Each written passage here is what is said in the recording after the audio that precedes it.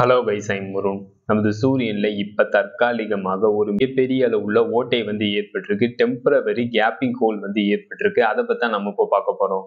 இந்த மாதிரி புது புது அப்டேட் நீங்க பார்க்கணும், மறக்காம இந்த சேனல் வந்து சப்ஸ்கிரைப் பண்ணுங்க. இப்போ அங்க டீட்டெயில்டா பார்ப்போம்.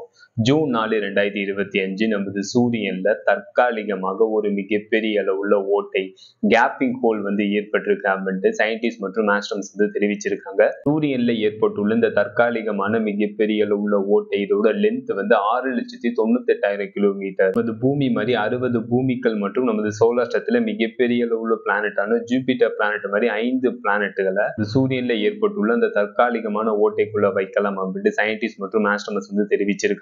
சூரியன்ல ஏற்பட்டுள்ள இந்த தற்காலிகமான ஓட்டை, இந்த கேப்பிங் ஹோல், இதற்கு என்ன நேம் அப்படின்னு கேட்டீங்கன்னா கரோனல் ஹோல். கரோனல் ஹோல்னா என்ன அப்படின்னு கேட்டீங்கன்னா சூரியனோட மேக்னெட்டிக் ஃபீல்டு ஓப்பனாக இருக்கும் பகுதி வந்து கரோனல் ஹோல். சூரியன்லயே கரோனல் ஹோல்ஸ் தற்காலிகமான ஓட்டை வந்து ஏற்படுது அப்படின்னு கேட்டீங்கன்னா சூரியனோட மேக்னெட்டிக் சைக்கிள்னால சூரியன்ல இயற்கையாகவே கரோனல் ஹோல்ஸ் தற்காலிகமான ஓட்டை வந்து ஏற்படும் அப்படின்ட்டு சயின்டிஸ்ட் மற்றும் ஆஸ்ட்ரோனட்ஸ் வந்து தெரிவிச்சிருக்காங்க. சூரியன்ல ஏற்பட்டுள்ள இந்த தற்காலிகமான ஓட்டை, இந்த கரோனல் ஹோல்ஸ், இது ஏன் பார்க்கிறதுக்கு இருட்டா தெரியுது அப்படின்னு கேட்டீங்கன்னா சூரியன்ல சரௌண்டிங் பகுதிகளை விட இந்த கரோனல் ஹோல்ஸ் பகுதியில குறைவான டென்சிட்டி மற்றும் குறைவான டெம்பரேச்சர் வந்து இருக்கும். அதனால இந்த கரோனல் ஹோல்ஸ் பகுதி வந்து பார்க்கிறதுக்கு ஓட்டை போல தெரியும் அப்படின்னு சயின்டிஸ்ட் மற்றும் ஆஸ்ட்ரோனட்ஸ் வந்து தெரிவிச்சிருக்காங்க. சூரியன்ல ஏற்பட்டுள்ள இந்த கரோனல் ஹோல்ஸ், இந்த தற்காலிகமான மிகப்பெரிய அளவுள்ள ஓட்டையிலிருந்து சூரிய புயல்கள் வந்து நமது பூமியை நோக்கி அனுப்பப்பட்டிருக்கு. நமது பூமியை நோக்கி அனுப்பப்பட்ட அந்த சூரிய புயல் வந்து நமது பூமியோட அட்மாஸ்பியரை தாக்கி இருக்கு.